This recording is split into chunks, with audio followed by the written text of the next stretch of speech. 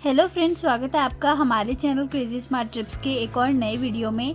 आज के इस वीडियो में हम आपको धर्मशाला का 2 डेज ट्रिप प्लान बताने वाले हैं, जिसमें हम आपको बताएंगे कि धर्मशाला कैसे जाएं, कहां रुकें, कम खर्चे में कैसे घूमें, कब जाएं, व आपका इस पूरे ट्रिप में कुल खर्चा कितना रहने वाला है। दोस्तों, इस वीडियो को यदि आप पूरा देख लेते हैं तो आप धर्मशाला के किसी भी प्लेस को मिस नहीं करेंगे। इसमें हम धर्मशाला के 16 प्लेसेज आपको बताएंगे और सबसे बड़ी जो कंफ्यूजन होती है मैक्लियोडगंज और धर्मशाला में, तो दोस्तों इस वीडियो में ऐसा नहीं होगा। ये ट्रिप प्लान केवल धर्मशाला का है और जो आपको 16 प्लेसेज बताए जाएंगे वो केवल धर्मशाला के हैं और मैक्लियोडगंज के ट्रिप प्लान पर हमने अलग से वीडियो बना करके अपलोड की हुई है। यदि आप ये वीडियो कंप्लीट देख लेंगे तो आपका कोई भी प्लेस मिस नहीं होगा और कम से कम खर्चे में और बहुत इत्मीनान से आप सारे प्लेसेज को घूम पाएंगे। चलिए शुरू करते हैं पहले प्रश्न से कि आप धर्मशाला कैसे पहुंचे। देखिए, धर्मशाला हिमाचल प्रदेश के कांगड़ा जिले में स्थित है और धर्मशाला पहुंचने के कई सारे माध्यम हैं, जैसे कि आप रोड मार्ग से भी धर्मशाला पहुंच सकते हैं, रेल मार्ग से भी और फ्लाइट से भी यहाँ आ सकते हैं। यदि आप रोड मार्ग से आएंगे तो यहाँ पे रास्ते काफी अच्छे हैं। चाहे आप किसी भी शहर से आ रहे हैं, दिल्ली, चंडीगढ़, देहरादून या किसी और, आपको हर जगह से रास्ता बिल्कुल परफेक्ट मिलेगा। तो आप हिमाचल रोडवेज की बस के द्वारा भी आ सकते हैं, प्राइवेट बसेज भी यहाँ पर आती हैं और यदि आपके पास अपना व्हीकल है तो आप अपनी कार से भी यहाँ बहुत ही इजीली पहुँच सकते हैं। इसके बाद जो दूसरा ऑप्शन आता है ट्रेन का माध्यम, तो सबसे नियरेस्ट रेलवे स्टेशन आपको पड़ता है पठानकोट, अगर आप मेजर रेलवे स्टेशन की बात करें, जो कि धर्मशाला से केवल 92 किलोमीटर की दूरी पर स्थित है। यदि आप नैरो लाइन की बात करें तो नैरो लाइन रेलवे स्टेशन जो सबसे करीब है वो कांगड़ा पड़ता है, जो कि धर्मशाला से 27 किलोमीटर की दूरी पर ही स्थित है। लेकिन दोस्तों, आपको सजेस्टेबल रहेगा कि आप पठानकोट तक ट्रेन से आ जाएं, क्योंकि नैरो लाइन में प्रॉब्लम ये होती है कि एक तो ट्रेन की स्पीड बहुत कम होती है, दूसरा कांगड़ा रेलवे स्टेशन तक बहुत ही लिमिटेड ट्रेन आती हैं। तो बेहतर है आप कहीं से भी आ रहे हैं, पठानकोट तक आप ट्रेन से आ जाए और वहाँ से आगे आपको बहुत ही आराम से डायरेक्ट धर्मशाला के लिए बस मिल जाएगी। इसके अलावा यदि आप फ्लाइट से यहाँ पहुँचना चाहते हैं तो नियरेस्ट एयरपोर्ट भी आपका कांगड़ा एयरपोर्ट रहेगा, जिसे गग्गल एयरपोर्ट भी कहते हैं, जो कि धर्मशाला से केवल 20 किलोमीटर के डिस्टेंस पर ही स्थित है। अब आ जाते हैं हम दूसरे इंपॉर्टेंट प्रश्न पर कि कहाँ रुकें। देखिए, धर्मशाला में कई सारी रोड्स हैं। अब ऐसे में आपको कहाँ रुकना चाहिए, आपके लिए बेस्ट क्या होगा। यदि आप पब्लिक ट्रांसपोर्ट से आए हैं फिर तो कोई प्रॉब्लम ही नहीं है। आप धर्मशाला में कोशिश करिए कि मेन मार्केट में आप कोई होटल ले लें, जो कि आपके लिए आसान रहेगा, ताकि आप मार्केट वगैरह भी इजीली घूम सकें और काफ़ी सारे टूरिस्ट अट्रैक्शन भी ऐसे हैं जो मार्केट के पास हैं, उनको भी आप वॉक करके ही घूम सकते हैं। लेकिन दोस्तों, अगर आपके पास अपनी कार है तो फिर आपके लिए ज़्यादा बेहतर होगा कि आप धर्मशाला का जो मेन तिराहा है वहाँ से जो मैक्लियोडगंज के लिए मेन रोड जाती है, 2 रोड जाती हैं एक्चुअली मैक्लियोडगंज, एक जाती है जोगीवारा रोड, एक जाती है मेन रोड। जोगीवारा रोड तो बहुत ज़्यादा कंजेस्टेड है और वहाँ पे गाड़ी ले जाना काफ़ी रिस्की रहेगा, तो उधर की तरफ आपको नहीं जाना है। आपको जो धर्मशाला से मेन मैक्लियोडगंज के लिए हाईवे जा रहा है उस वाली रोड पर 1 किलोमीटर चलना है। वहाँ पे आपको काफ़ी सारे होटल्स की लाइन मिलेगी। हमने भी वहीं पर होटल लिया था और हमारे होटल का नाम था होटल सिटी गोल्ड, और उसके साथ 2-3 होटल और भी हैं और वहाँ से व्यू भी बहुत ही खूबसूरत नज़र आता है। और फ़ायदा यह है कि भीड़ भाड़ से दूर भी आप रहेंगे, गाड़ी की पार्किंग भी मिल जाएगी। वहाँ पे जो होटल है, होटल सिटी गोल्ड है, उसके बगल में होटल अमनदीप है, सभी में बालकनी है और बालकनी से व्यू बहुत अच्छा नज़र आता है धर्मशाला वैली का। और अगले दिन अगर आपको अपनी ही गाड़ी से मैक्लियोडगंज जाना है तो वही सिंपल रोड है, आपको दोबारा धर्मशाला में आने की जरूरत नहीं पड़ेगी। मार्केट में 9 किलोमीटर आप ऊपर की तरफ जाएंगे तो आप मैक्लियोडगंज पहुंच जाएंगे। तो सबसे बेस्ट तो हमें ये रोड लगी। इसके अलावा एक खनियारा रोड भी है। खनियारा रोड पर भी कुछ होटल ऐसे हैं जहाँ पर पार्किंग वगैरह अवेलेबल है। हालांकि वो रोड उतनी ब्रॉड नहीं है, नैरो है, लेकिन फिर भी एक ऑप्शन वो हो सकता है। अगर आपको वहाँ ना मिल पाए तो उसके बाद जो बेस्ट ऑप्शन है वो खनियारा रोड है। खनियारा रोड पर आप देख लें, या फिर जो मेन चंडीगढ़ हाईवे जाता है वहाँ पर स्टेट वॉर म्यूजियम के आसपास आप कोई होटल देख लें। तो आपकी अगर कार है तो ये 3 ऑप्शन बताए हैं। प्राइमरी आप रखिएगा मैक्लियोडगंज रोड पर, सेकंड आप रखेंगे खनियारा रोड पर और थर्ड प्रायोरिटी आपकी रहेगी वहाँ नहीं मिल पाता तो थोड़ी दूरी पर जिस तरफ स्टेट वॉर मेमोरियल है वहाँ पर आप होटल ले सकते हैं। अब हम आते हैं अपने नेक्स्ट क्वेश्चन पे कि आपको धर्मशाला कब जाना चाहिए। इसका आंसर है कि आप मानसून को छोड़कर कभी भी धर्मशाला जा सकते हैं। वैसे तो आप मानसून में भी जा सकते हैं, लेकिन मानसून में आपको पता होगा कुछ प्रॉब्लम्स होती हैं, जैसे रास्ते में बहुत सारी जगहों पर लैंडस्लाइड हो जाती है और अगर आप घूमते भी हैं और पूरे दिन अगर बारिश होती रहे तो आप ठीक से घूम भी नहीं पाएंगे। दूसरा, हम पहाड़ों की चोटियों पे जाते हैं व्यू देखने के लिए, वहाँ पर पूरा फॉग ही फॉग हो जाता है, क्लाउड हो जाता है, तो आपको कोई व्यू भी नज़र नहीं आ पाता है। तो ये कुछ चीज़ें होती हैं जो जिसकी वजह से मानसून में जुलाई और अगस्त का महीना आपको अवॉइड करना चाहिए। इसके अलावा आप पूरे साल भर में कभी भी धर्मशाला जा सकते हैं। अप्रैल, मई, जून यहाँ का पीक सीजन होता है जब यहाँ सबसे ज़्यादा भीड़ होती है। इसके अलावा स्नोफॉल के टाइम पे भी यहाँ पर काफ़ी लोग आते हैं। तो अब अगर हम इन शॉर्ट कहें तो सितंबर से लेकर के जून तक के महीने यहाँ जाने के लिए अच्छे कहे जाएंगे। अब हम इस वीडियो के सबसे इम्पोर्टेंट पॉइंट पर आ जाते हैं, जो है यहाँ पर आप कम से कम खर्च में कैसे घूमें। सबसे पहले आप ये जान लें यहाँ घूमने के लिए आपके पास क्या क्या साधन अवेलेबल है। यदि आप अपनी कार से हैं तो आपको प्रॉब्लम हो सकती है, क्योंकि कुछ प्लेसेज यहाँ पर ऐसे हैं जहाँ पर पार्किंग नहीं है या फिर बहुत ही लिमिटेड पार्किंग है। और अगर आप वीकेंड पे गए हैं या फिर आप पीक सीजन में गए हैं तो आपको पार्किंग की बहुत समस्या आ सकती है, स्पेशली अगर आपके पास कोई बड़ी गाड़ी हो। तो इसलिए हमारे पास भी हमारी बड़ी गाड़ी थी, अल्काजार थी, तो हमने अपने होटल की पार्किंग में खड़ी रखी और हमने कैब बुक करी और कैब से ही हमने पूरे धर्मशाला को कवर अप किया। तो आप कैब का माध्यम चूज कर सकते हो, जिसके लिए सबसे सिंपल है कि आप सर्च कर लीजिएगा, आपको बहुत सारी वेबसाइट्स मिल जाएंगी जिनसे आप तुरंत ही कैब बुक कर सकते हैं।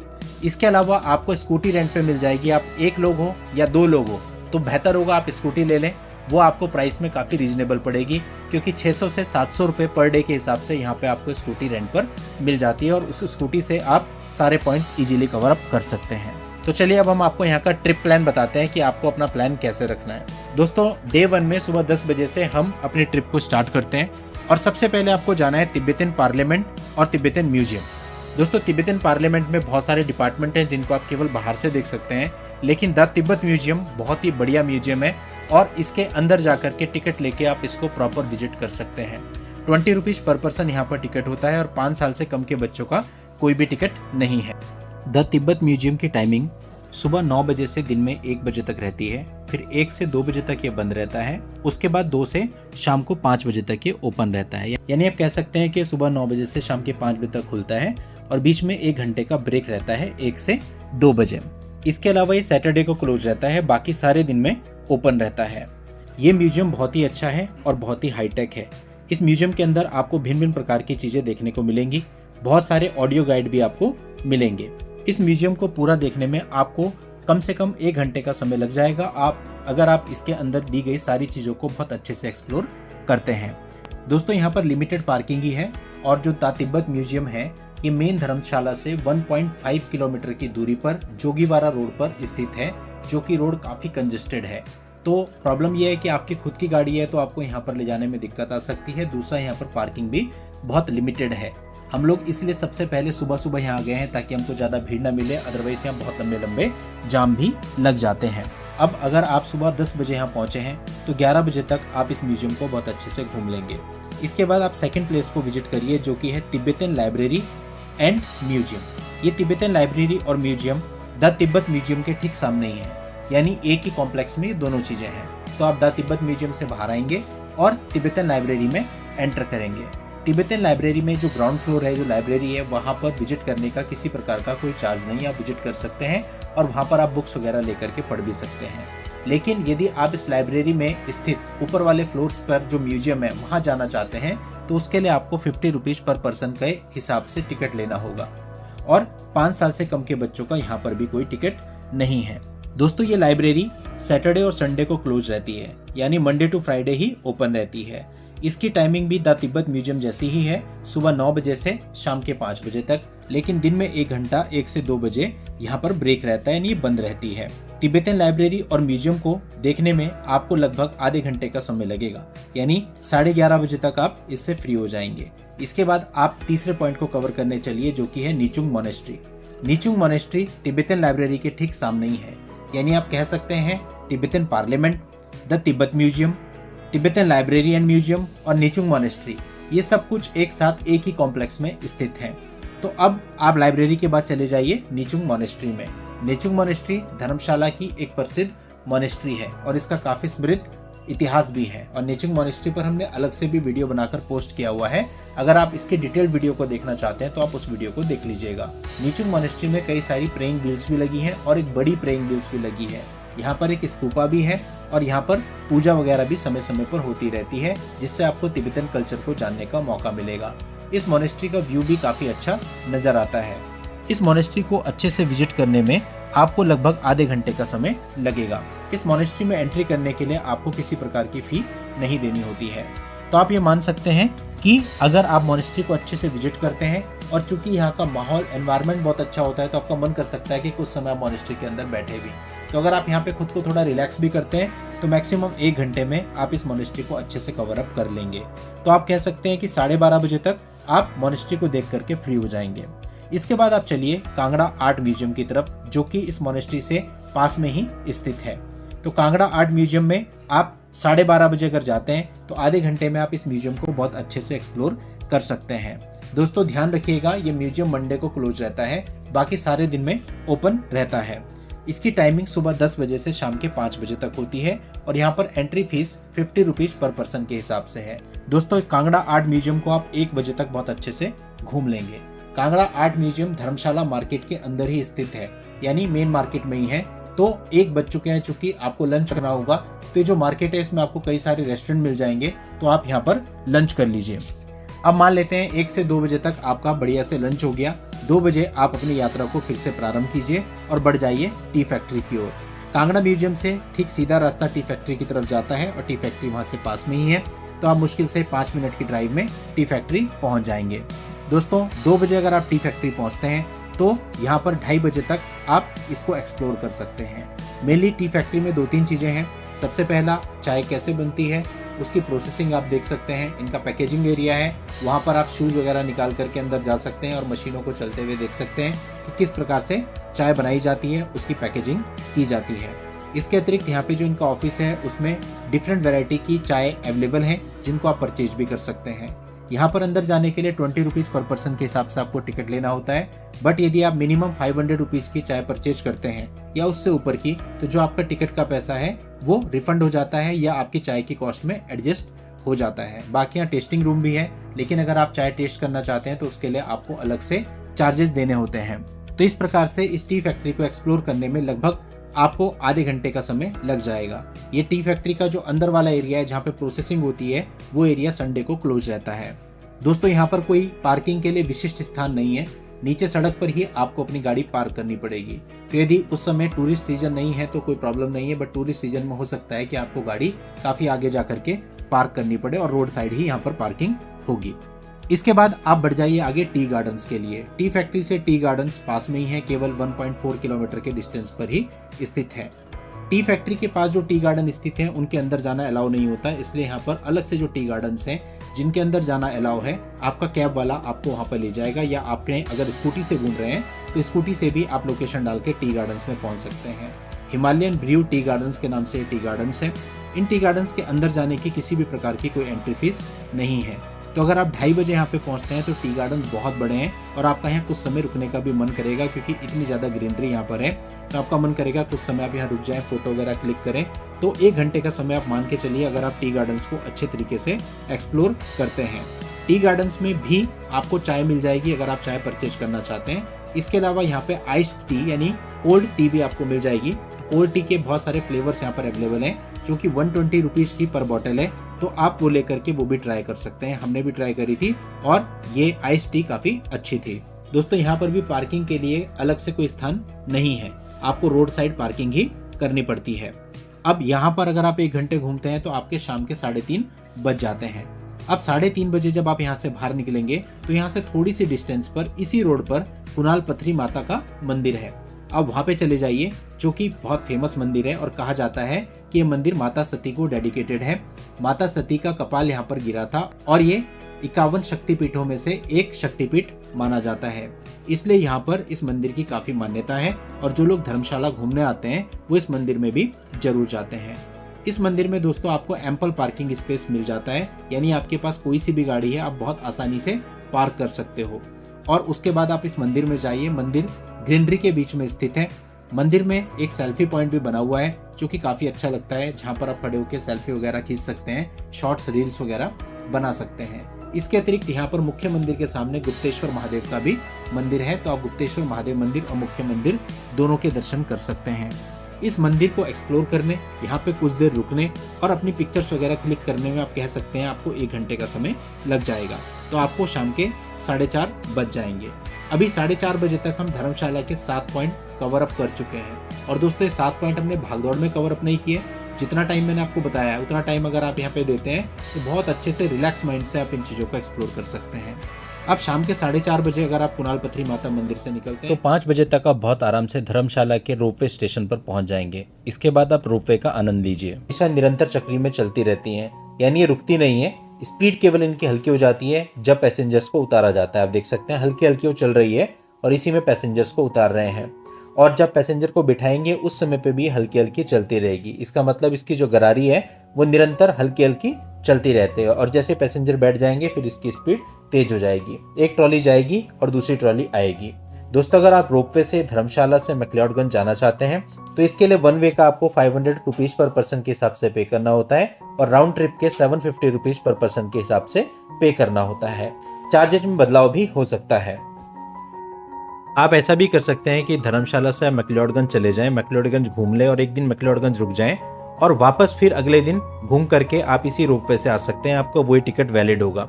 दोस्तों, इस प्रकार की स्कीम्स समय समय पर चेंज भी होती रहती हैं, तो ऐसा करने से पहले एक बार आप रोपवे स्टेशन पर कंफर्म जरूर कर लेना। इस रोपवे राइड में आपको लगभग 1 घंटा लग जाएगा और अब शाम के 5:30 बज चुके हैं। इसके बाद आप आ जाइए धर्मशाला की मेन मार्केट में और 5:30 बजे से 1 घंटा 1.5 घंटा जितना आप चाहें इस मार्केट को एक्सप्लोर कीजिए। इस मार्केट में आपको डिफरेंट रेस्टोरेंट और डिफरेंट टाइप की शॉप्स, अगर आपको ब्रांडेड कुछ लेना है तो अलग अलग ब्रांड्स की शॉप, यानी सब कुछ आपको यहाँ पर मिल जाएगा। ये काफ़ी अच्छी और बड़ी मार्केट है। आप इस मार्केट को एक्सप्लोर कर सकते हैं। 1-1.5 घंटे इस मार्केट को एक्सप्लोर करने, शॉपिंग करने के बाद आप अपने होटल में चले जाइए और रिलैक्स कीजिए। तो इस प्रकार डे 1 में हमने कवर किया Tibetan parliament and museum, Tibetan library and museum, Nechung monastery, Kangra art museum, tea factory, tea gardens, Kunal Pathri Mata मंदिर, धर्मशाला मैक्लोडगंज रोपवे और धर्मशाला लोकल मार्केट। इसके बाद दोस्तों हम शुरुआत करते हैं अपने डे 2 की। डे 2 की शुरुआत आपको करनी है सुबह 9:30 बजे से। सबसे पहले आप जाएंगे इंद्रुनाग टेम्पल, जो कि मेन धर्मशाला से 4.5 किलोमीटर के लगभग डिस्टेंस पर पड़ता है।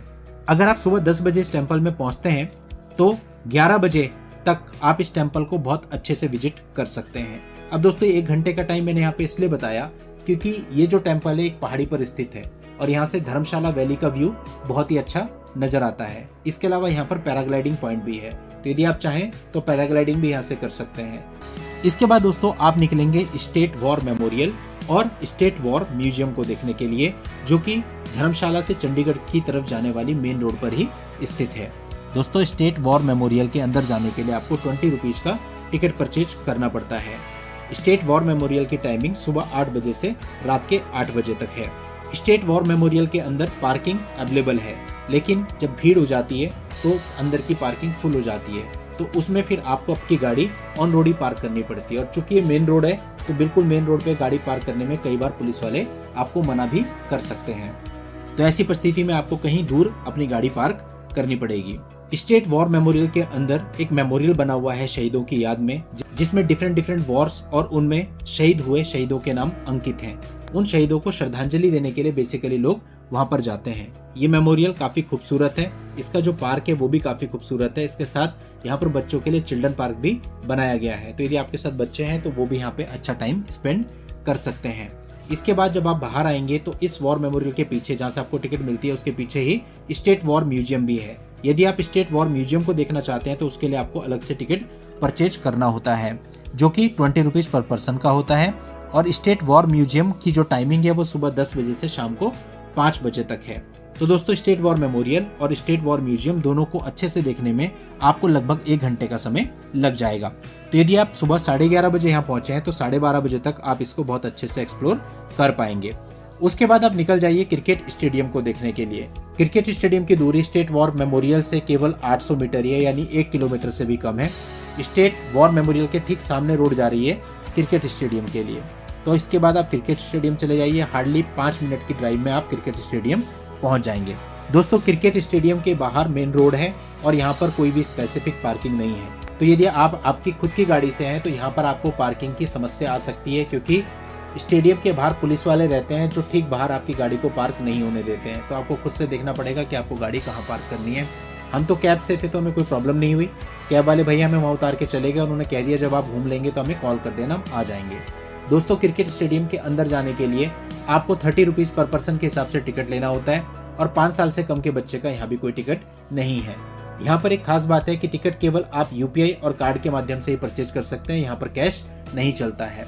दूसरा, यदि यहाँ पर कोई मैच चल रहा हो तो उस समय पे विजिटर्स अलाउ नहीं होते हैं। तो ये आपको मालूम करना पड़ेगा। जब हम यहाँ पे आए, यहाँ कोई मैच नहीं चल रहा था, तो उस समय पे यहाँ पे विजिटर अलाउ होते हैं। विजिटर के लिए एक अलग से स्टैंड बनाया गया है जो कि खोल दिया जाता है, जहाँ पर काफी सारी सीटिंग है, तो काफी सारे लोग एक साथ इस क्रिकेट स्टेडियम को देख सकते हैं। क्रिकेट स्टेडियम बहुत ही खूबसूरत नजर आता है और उसके पीछे धौलाधार रेंजेज नजर आती हैं। स्नोफॉल के टाइम पे और खूबसूरत लगता है। क्रिकेट स्टेडियम के ठीक सामने नेट प्रैक्टिसिंग ग्राउंड भी बनाया गया है, वो ग्राउंड भी काफी खूबसूरत है। नेट प्रैक्टिसिंग ग्राउंड को देखने के लिए यहाँ पर एक लोहे का स्टैंड लगाया गया है, जिसके ऊपर चढ़ के आप यहाँ का 360 डिग्री व्यू भी देख सकते हैं और इस नेट प्रैक्टिसिंग ग्राउंड को भी देख सकते हैं, जो कि काफ़ी खूबसूरत लगता है। तो दोस्तों, क्रिकेट स्टेडियम को अच्छे से एक्सप्लोर करने में आपको लगभग 1 घंटे का समय लग जाएगा। यानी कि अगर आप 12:30 बजे यहाँ पहुँचे हैं तो 1:30 बजे तक आप इसे बहुत अच्छे से एक्सप्लोर कर लेंगे। उसके बाद आप इस क्रिकेट स्टेडियम से बाहर आ जाइए। अब चूंकि 1:30 बज चुके हैं तो आपको लंच भी करना होगा। क्रिकेट स्टेडियम के ठीक सामने बहुत सारे रेस्टोरेंट और स्ट्रीट वेंडर्स हैं, तो आप यहाँ पे स्ट्रीट फूड या फिर प्रॉपर खाना भी खा सकते हैं। इट मीन्स आप यहाँ पर लंच भी कर सकते हैं, आपको कई ऑप्शंस मिलेंगे। तो मान लेते हैं 1 घंटा आप लंच करते हैं 1:30 से 2:30 बजे तक।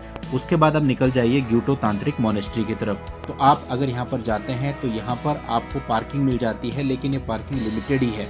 यदि पीक सीजन है तो उस समय पे यहाँ पर आपको पार्किंग की दिक्कत भी आ सकती है। दोस्तों, ये मोनेस्ट्री काफ़ी खूबसूरत है और ये तांत्रिक टीचिंग पर आधारित है। इस मोनेस्ट्री के अंदर आपको बहुत सारा खुला स्पेस मिल जाता है, जहाँ पर आप फ्रीली घूम सकते हैं और आपको काफ़ी अच्छा महसूस होता है। इस मोनेस्ट्री में चारों तरफ जो रेजिडेंस बिल्डिंग बनी हुई है वो भी देखने में काफ़ी खूबसूरत नज़र आती हैं। और दोस्तों, स्टेयर्स चढ़ के जब आप ऊपर से नीचे का व्यू देखते हो वो भी बहुत ही खूबसूरत नज़र आता है। और मोनेस्ट्री के अंदर जो बुद्धा की स्टैचू है वो भी काफ़ी अच्छी नज़र आती है, बहुत सुंदर नज़र आती है। तो यहाँ पर आप काफ़ी अच्छा टाइम अपनी फैमिली के साथ स्पेंड कर सकते हो। इसके साथ साथ यहाँ पर एक स्कूल भी है जहाँ पर तांत्रिक टीचिंग कराई जाती है और साथ ही ग्यूटो लाइब्रेरी भी है। दोस्तों, ग्यूटो तांत्रिक मोनेस्ट्री का समय समर्स के टाइम सुबह 6:30 बजे से शाम के 7:30 बजे तक है और सर्दियों में 7:30 बजे से शाम के 5:30 बजे तक है। टाइमिंग में परिवर्तन भी किया जा सकता है। दोस्तों, ग्यूटो तांत्रिक मोनेस्ट्री को अगर आप बहुत अच्छे से रिलैक्स होकर के घूमते हैं, कुछ समय बैठते भी हैं, तो लगभग 1 घंटे का समय आपको लग जाएगा। तो लगभग आप 3:30 बजे तक इस मोनेस्ट्री को अच्छे तरीके से घूम लेंगे। इसके बाद आप निकल जाइए नॉरबुलिंका इंस्टीट्यूट के लिए। नॉरबुलिंका इंस्टीट्यूट काफ़ी बढ़िया है और दोस्तों, यहाँ पर एक्सप्लोर करने के लिए काफ़ी कुछ है। पार्किंग यहाँ पर भी ऑन रोड ही आपको करनी पड़ती है, अंदर कोई पार्किंग नहीं है, तो रोड पे ही जगह देख करके आपको गाड़ी पार्क करनी पड़ेगी। उसके बाद जब आप अंदर जाएंगे तो आपको पहले टिकट परचेज करना होगा, जो कि 50 रुपीज़ पर पर्सन के हिसाब से आपको लेना होगा और 5 साल से कम के बच्चों का यहाँ पर भी कोई टिकट नहीं है। दोस्तों, इस इंस्टीट्यूट के अंदर कई सारे रेस्टोरेंट भी हैं और बहुत अच्छी सीनरी आपको देखने को मिलती है। चारों तरफ ग्रीनरी है और जब आप इसमें एंट्री करते हैं तो यहाँ पर आपको दोनों तरफ पॉन्ड दिखाई देते हैं और काफ़ी सारे गमले भी लगे हुए हैं, बहुत ग्रीनरी है। नॉरबुलिंका इंस्टीट्यूट के अंदर एंटर करते ही सबसे पहले आपको डॉल म्यूजियम मिलेगा, जहाँ पर आपको तिब्बतन कल्चर देखने को मिलेगा। इसके साथ साथ और भी काफ़ी सारी चीज़ें आपको इस म्यूजियम में देखने को मिलेंगी। डॉल म्यूजियम से जब आप बाहर आएंगे तो आप चलिए मोनेस्ट्री की तरफ। यहाँ पर भी एक मोनेस्ट्री है जो काफ़ी खूबसूरत है और जिसके अंदर काफ़ी शांति है। यहाँ पर भी बुद्धा की काफ़ी अच्छी प्रतिमा लगी हुई है और आप कुछ समय मोनेस्ट्री के अंदर बैठकर उसके पीसफुल एनवायरनमेंट को एंजॉय भी कर सकते हैं। उसके बाद दोस्तों, जब आप बाहर आएंगे तो यहाँ पर डिफरेंट स्टूडियोज हैं, जहाँ पर बताया गया है कि मोनेस्ट्री के अंदर जो मूर्तियाँ होती हैं वो किस तरह से बनती हैं, जो कपड़ा होता है वो किस तरह से बनता है, पेंटिंग किस तरह से होती है, और इन स्टूडियोज के अंदर जाना अलाउ है। आप अंदर जा करके देख सकते हैं क्या क्या काम होता है, जैसे कि यहाँ पर मेटल का काम होता है और मेटल के स्टूडियो हैं। इसी तरह से आप दूसरे स्टूडियो के अंदर जाएंगे जहाँ कपड़े का काम होता है, वहाँ आपको पता चलेगा कपड़ा किस प्रकार से बनता है। इसी तरह से आप पेंटिंग के स्टूडियोज के अंदर जाएंगे तो वहाँ पर जो मोनेस्ट्री के अंदर कलरफुल क्लोथ्स होते हैं उन पर पेंटिंग कैसे होती है, जिन्हें थानका पेंटिंग कहते हैं, वो भी आप देख सकते हैं। तो कुल मिला के काफ़ी अच्छी नॉलेज ले सकते हैं। और इसके ग्राउंड फ्लोर पर एक शॉप भी है, आप इस शॉप को भी एक्सप्लोर कर सकते हैं। जब आप शॉप के अंदर जाएंगे तो आपको यहाँ डिफरेंट टाइप की पेंटिंग, मूर्तियाँ और भी बहुत सारी चीज़ें मिलेंगी जो कि आप परचेज कर सकते हैं। और दोस्तों, यहाँ पर बहुत ही लो प्राइस से पेंटिंग शुरू होती है और बहुत हाई प्राइस तक की भी पेंटिंग अवेलेबल होती हैं। तो ये एक मस्ट विजिट प्लेस है अगर आप धर्मशाला में आ रहे हैं।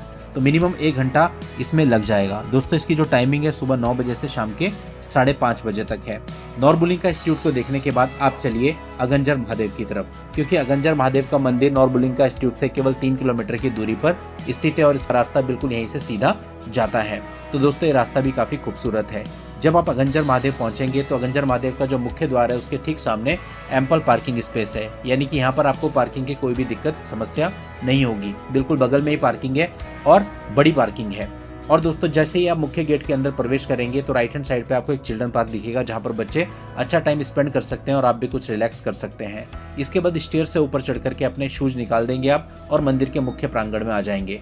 दोस्तों यहाँ पर मुख्य मंदिर है, वहाँ पर आप दर्शन करेंगे, जिसके अंदर वीडियोग्राफी अलाउ नहीं है। उसके बगल में ही एक धूना बना हुआ है जो कहा जाता है कि 500 सालों से लगातार जल रहा है और एक गंगा भारती जी का धूना है। इसके अतिरिक्त इस प्रांगण में बहुत सारे छोटे बड़े मंदिर भी हैं जिनके आप दर्शन कर सकते हैं। और उसके बाद यहाँ से नीचे स्टेयर्स जाती हैं, स्टेयर्स आपको उतरनी है और नीचे जाकर के गुप्तेश्वर महादेव का मंदिर है जो प्राकृतिक रूप से कहते हैं निर्मित है। एक बड़ी चट्टान के नीचे शिवलिंग प्रकट हुई है और वहां पर दर्शन करने के लिए लोग जाते हैं। ये दोस्तों काफी एडवेंचरस भी है। जब आप नीचे जाएंगे तो एक छोटी नदी भी वहां बहती है जिसे स्थानीय भाषा में खड्ड भी कहा जाता है। यहाँ पर काफी सारे लोग नदी के किनारे बैठ करके यहाँ के एनवायरनमेंट को एंजॉय करते हैं। यहाँ पर बैठने से आपको काफी शांति भी मिलती है और अगर आप पैरों को नदी में डालेंगे तो आपके दिन भर की थकान छूमंतर हो जाएगी। तो दोस्तों यहाँ पर अगंजर महादेव में नदी के किनारे जरूर आप 15-20 मिनट स्पेंड करें। उसके बाद आप गुप्तेश्वर महादेव मंदिर में दर्शन करने जाएं। चट्टान के नीचे स्थित है तो यहाँ पर आपको लेट करके अंदर दर्शन करने पड़ते हैं। इसके बाद आप वापस आ जाएं और सीढ़ियाँ चढ़ के मुख्य प्रांगण में आ जाएं। तो दोस्तों अगंजर महादेव को पूरे अच्छे तरीके से एक्सप्लोर करने में आपको लगभग 1 घंटे का समय लग जाएगा। तो आप कह सकते हैं कि लगभग 5:30 बजे आप यहाँ से फ्री होंगे। इसके बाद दोस्तों आप चलिए खड़ोता वैली। खड़ोता वैली अगंजर महादेव से ही 2.5 से 3 किलोमीटर ऊपर पड़ती है। थोड़ा ऊपर खड़ोता गांव है और खड़ोता गांव से पहले ही खड़ोता व्यू पॉइंट पड़ता है। दोस्तों यहाँ पर मेनली लोग इसलिए जाते हैं क्योंकि यहाँ से नीचे के नज़ारे बड़े खूबसूरत दिखाई देते हैं। इसके अतिरिक्त यहाँ से आपको एक ब्यूटीफुल सनसेट भी देखने को मिलता है। तो दोस्तों खड़ोता वैली एक मस्ट विजिट पॉइंट है। तो इस प्रकार से डे सेकेंड में हमने 7 पॉइंट्स को कवर किया, जो कि है Indrunag temple, state war memorial and museum, Dharamshala cricket stadium, Gyuto Tantric monastery, Norbulingka institute, Aghanjar Mahadev मंदिर, खड़ोता वैली। तो अगर आप जैसे हमने आपको बताया इसी प्रकार से अपने ट्रिप प्लान करते हैं तो 2 दिन के अंदर अंदर आप सारे पॉइंट्स कवर कर लेंगे। डे 1 में हमने आपको बताया 9 पॉइंट और डे 2 में हमने आपको बताया 7 पॉइंट, यानी टोटल 16 पॉइंट हुए। तो इस 16 पॉइंट आपके केवल वो हैं जो धर्मशाला के अंदर ही स्थित हैं और बताए गए प्लान के अनुसार ही अगर आप इनको कवर करते हो तो 2 दिन में बिल्कुल रिलैक्स माइंड से अच्छा टाइम देते हुए आप हर एक पॉइंट को कवर कर लेंगे और कुछ भी मिस नहीं होगा। अब आ जाते हैं इस वीडियो के अंतिम पार्ट पे कि आपका इस ट्रिप में कितना खर्चा रहने वाला है। दोस्तों आप अपने घर से धर्मशाला तक कैसे पहुंचते हैं आपके ऊपर डिपेंड करता है। ट्रेन से आते हैं, कौन सी क्लास में आते हैं, फ्लाइट में आते हैं, कौन सी क्लास में आते हैं, बस में आते हैं तो नॉर्मल में या वॉल्वो में। तो इसलिए वो खर्चा तो हम आपको नहीं बता सकते। हम आपको जो बताने वाले हैं मेनली धर्मशाला में रुकने, खाने और यहाँ पर घूमने का खर्चा। तो दोस्तों देखिए यहाँ पर अच्छा होटल अगर आप लेते हैं तो एक बढ़िया फैमिली होटल 2000 रुपये पर नाइट के हिसाब से मिल जाता है। जो होटल हमने लिया था होटल सिटी गोल्ड, उसका टैरिफ भी 2000 ही था और रूम बहुत ही क्लासिक थे, बहुत बढ़िया थे। तो आप कह सकते हैं कि इस टैरिफ में आपको एक अच्छा फैमिली रूम यहाँ पर मिल जाता है। तो 2 नाइट अगर आप यहाँ पे स्टे करते हैं तो रूम का हो गया आपका 4000 रुपीज़। इसी तरह अच्छे रेस्टोरेंट पे आप खाना खाते हैं तो ब्रेकफास्ट लंच डिनर का 2000 रुपीज़ बड़े आराम से हो जाता है। तो 2000 के हिसाब से 2 दिन का होता है 4000 रुपये। तो 4000 रुपये आ गया आपका, हो गया होटल के रूम का और 4000 रुपये हो गया आपका फूड का। तो 8000 रुपये आपके ये हो गए। इसके अलावा आप कैब बुक करेंगे तो कैब वाला 1 दिन के आपसे 2000 रुपये लेगा। वो आपको ज़्यादा भी बता सकते हैं, आपको निगोशिएट करना पड़ेगा। निगोशिएट करेंगे तो 1 दिन का 2000 रुपये में वो मान जाएगा और 2 दिन के हो गए इस हिसाब से 4000 रुपये। तो यानी टोटल आपका 12000 रुपये का खर्चा है धर्मशाला की इस ट्रिप पे जो हमने बताए। और अगर आप इसी तरह से चलते हो तो केवल 12000 रुपये में आप यहाँ रह भी सकते हैं, आपका फूड भी हो जाएगा और आपके जो हमने 16 पॉइंट बताए 16 के 16 पॉइंट बहुत ही रिलैक्स माइंड से आप कवर अप भी कर लेंगे। तो दोस्तों हमें पूरी उम्मीद है कि इस वीडियो से आपको धर्मशाला को जानने में मदद मिली होगी। अगर आपको वीडियो अच्छी लगी हो तो वीडियो को लाइक कर दें और चैनल को सब्सक्राइब करके नोटिफिकेशन बेल पर जरूर क्लिक कर दें, क्योंकि इससे हमें ऐसे वीडियो बनाने के लिए मोटिवेशन मिलता है। नेक्स्ट वीडियो में आपसे हम फिर मिलेंगे, तब तक के लिए goodbye and thank you for watching.